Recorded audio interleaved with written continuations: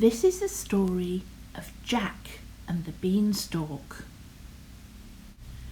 Once upon a time, there was a widow who lived with her only son, Jack. The pair worked on the land together, but they struggled to make ends meet. One day, Jack's mother couldn't even afford to buy food for their supper. "Go to the market and sell our cow," she told her son. "She's the only valuable thing we have left." As Jack was walking down the lane, an old man beckoned him over. "I don't have any money," said the stranger, "but I will give you 5 magic beans for your cow." Jack was an honest lad, but he was also lazy. Even though he knew his mother would be cross, the old man's offer was too tempting to resist. "I can't be bothered to go to the market anyway," he yawned. Jack took the beans. They seemed ordinary, but what might they grow into? Jack gave the old man the cow, then walked back to the cottage. "Mother," he cried, "look what I've brought home." When his mother saw that Jack didn't have any money, she was furious. "Those beans won't feed us, you silly boy," she scolded. Jack gasped as she snatched the beans and hurled them out of the window. "Now we're sure to starve," snapped his mother. Poor Jack went to bed without any supper. But when he woke up the next morning, there was a surprise waiting outside his bedroom window. In the garden, a towering vine was curling up towards the sky. "It's a beanstalk!" cried the boy, leaping out of bed. Jack's magic beans had grown into the tallest beanstalk he'd ever seen. Jack decided that he had to climb to the very top. Jack pulled on his clothes, then scrambled out of the window. He grasped the giant beanstalk and began to heave himself up. He kept on climbing until the cottage and the fields below looked very small indeed. "Come back!" cried Jack's mother, but he didn't hear her. When Jack finally reached the top of the beanstalk, he discovered an enormous castle. A giant woman opened the front door. "Watch out!" she hissed. "My husband will eat you up if he sees you."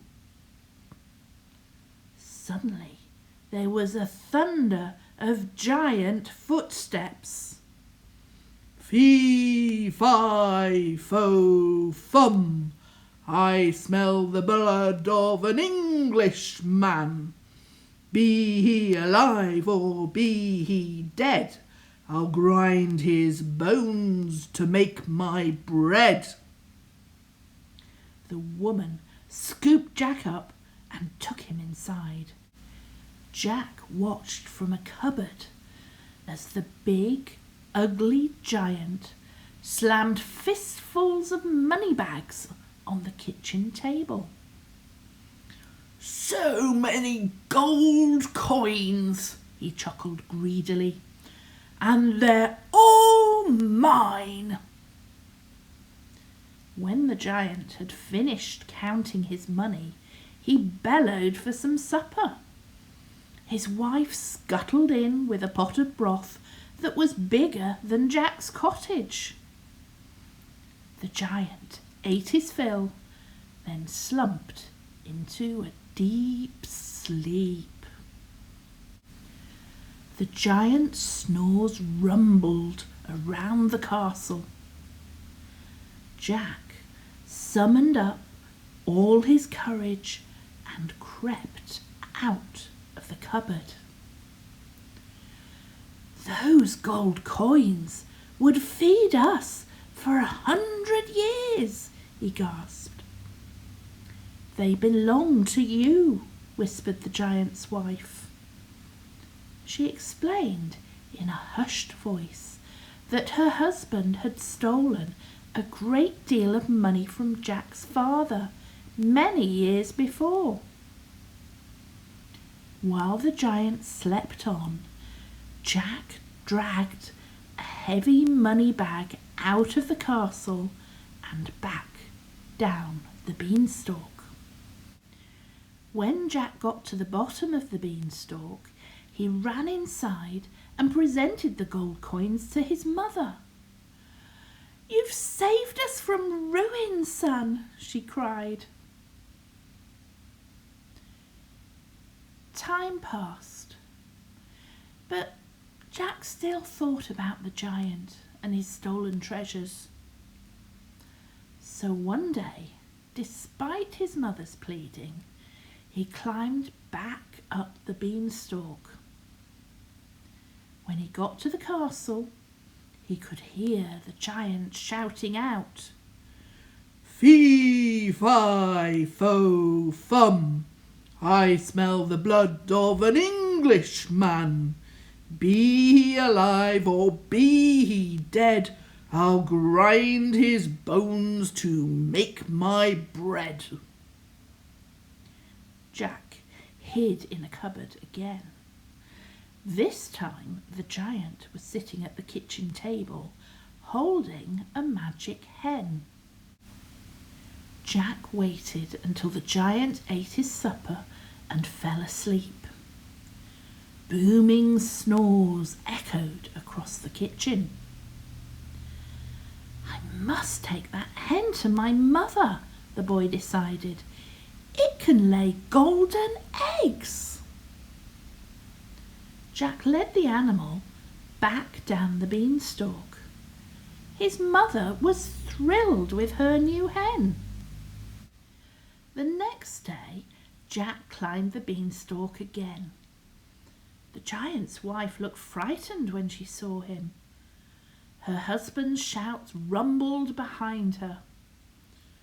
"Fee, fi, fo, fum, I smell the blood of an Englishman. Be he alive or be he dead, I'll grind his bones to make my bread." Jack hid as the giant stormed inside, setting a magic harp on the table. As soon as the giant had fallen asleep, Jack came out of his hiding place and took the magic harp. To his horror, the harp began to speak. "Master! Master!" it shouted. Jack grabbed the harp and ran out of the door. "Hurry!" screeched the giant's wife. "You've woken up my husband!" "Fee, fi, fo, fum!" roared the angry giant. Jack climbed down the beanstalk as fast as he could. Up above him, the giant was also clambering down the branches. By the time Jack reached the cottage, the giant was almost upon him. As soon as her son's feet touched the grass, Jack's mother started to hack at the beanstalk with an axe. "Stand back!" she cried, as the towering plant crashed to the ground. The furious giant fell down dead, crushed by the enormous beanstalk.